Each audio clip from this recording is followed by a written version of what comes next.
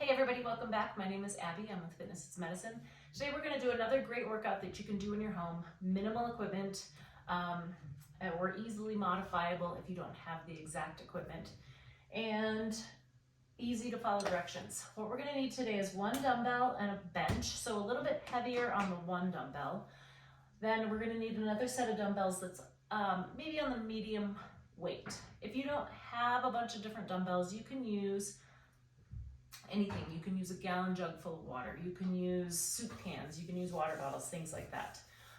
So we're going to need a bench. If you don't have a bench, you can use your coffee table. You can use the side of your bed. If you have a firm sofa, you can use the sofa. Those are all different ideas. Besides that, the dumbbells and your bench, we're going to need a chair and a fit ball if you have one.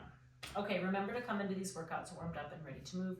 5 to 10 minutes of a cardio workout just to get your heart rate up, your muscles and joints warmed up, ready for movement, and your mindset ready for movement. Okay, we're going to start with a one-arm row, kneeling on the bench. So I want the same side, hand and knee on the bench. I want you to take that weight in your opposite hand here. Now, I want your shoulders level, so I'm not here. I want those shoulders level. I want them to be in that neutral starting position. We're going to row up. Nice and slowly, control it.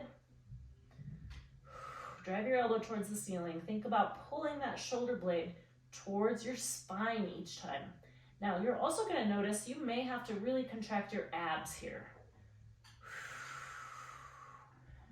You should always think about using your core, but this one will require a little bit of extra core, which is always an extra bonus. Okay, we're going to switch sides. So just step over the bench, or if you're on the edge of your bed or you can just turn around. But you want the same side, hand and knee on that bench. Get yourself set before you start. Good posture, good shoulder placement, pull. Now, when you go down, keep it in that neutral position. Don't let it drop. We want to really control that motion. Breathing. Keeping that head in that neutral position too. Remember, you think you're pulling that rope towards the opposite wall through the top of your head. Let's do one more. And rest. Good. Okay, I'm gonna push my bench out of the way. And next we are going to use a chair. So a kitchen chair is actually perfect for this exercise. We're gonna do a sit to stand exercise, but what we're gonna change up is that you are going to do it, but you're not quite gonna sit down. So we're gonna call it an almost sit to stand. So what I want you to do is start standing. We're gonna go like you're gonna sit, almost touch, stand up. And if it could be that the back of your thighs touch, but then you stand up. So you're not letting that last little bit of rest happen. 4, 5, really sit those hips back. 7, what I really love about sit to stands is that it helps give you your perfect form for a squat. Because when you're just doing a squat and you don't have anything there to catch you, it's easy to go forward into your knees. I want your hips to go back. 8, just barely touch, back up. And 10, good.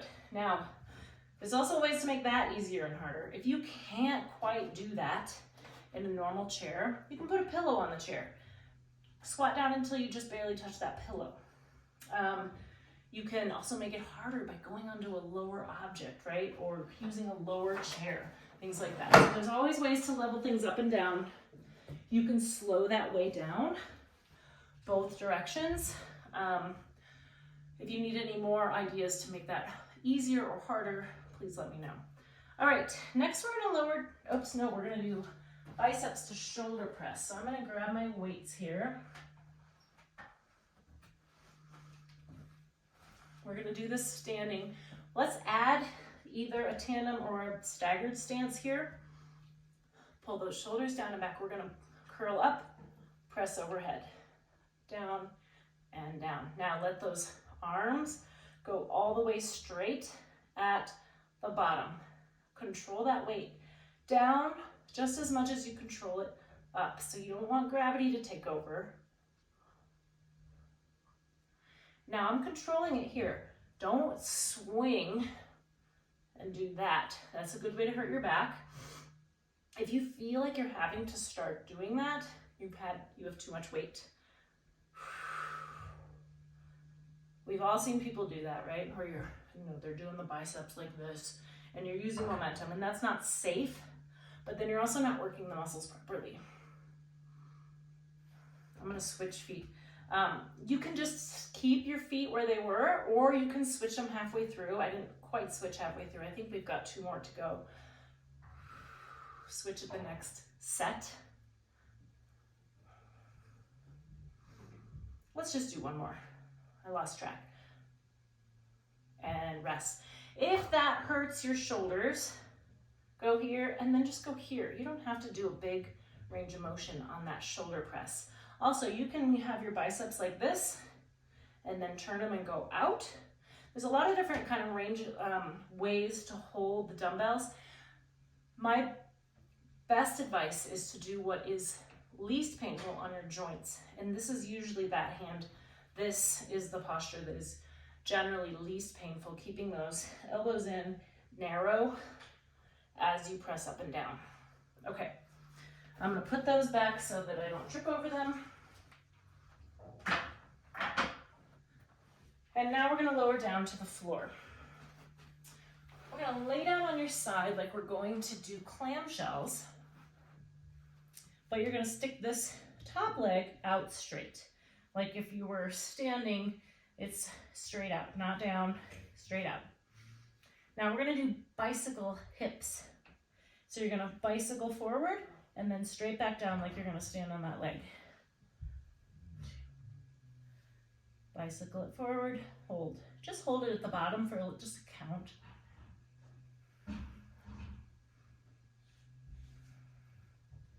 6, 7. Keep those hips stacked, keep your shoulders stacked. We don't want to be back here like this. And 10. All right, switch sides.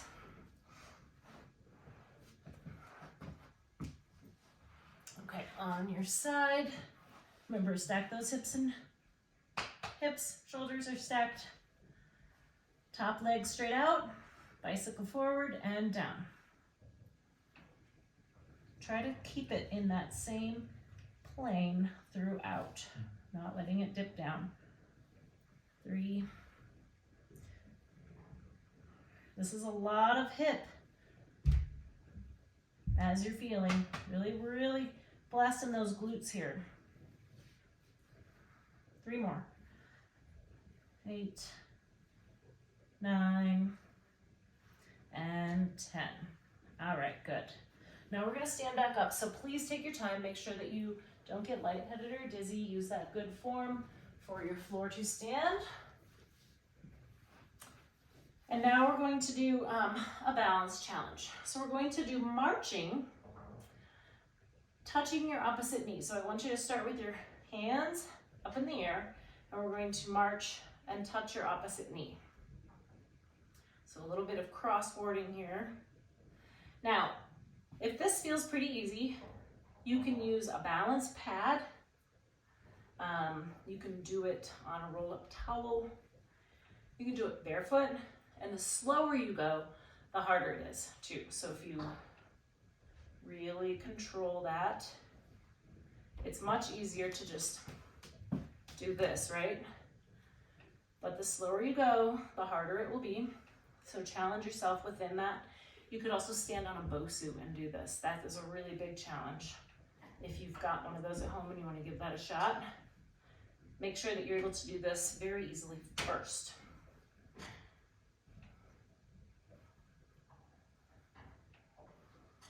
Two more on each side. Doing it barefoot and going slowly can also be a little bit more of a challenge. And rest. Okay. Now grab a ball if you have one. If you don't have one, you can use a chair or the side, like a kitchen chair always works really great. That firm, it's always at the right height. We're gonna do abs on the ball. So come forward, kind of on the front, just a little bit on the front. I'm not like way on the front, but kind of in between there. I like to dig my heels in, keep my knees bent. Cross your arms here, or you can start with your hands on your legs. Good posture. You're just gonna lean back and come forward. Now, I don't want you to come all the way forward. I want you to lean back, stop about here. You cross your arms across your chest. It's a pretty small range of motion, so you don't have to go back. You know, like some people want to go way back here and then up. You don't necessarily need to do that. You can just come here and come up here. So small range of motion again.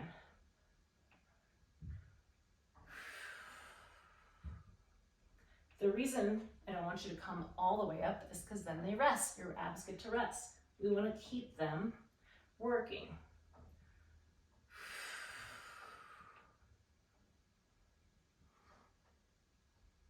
And rest. Good.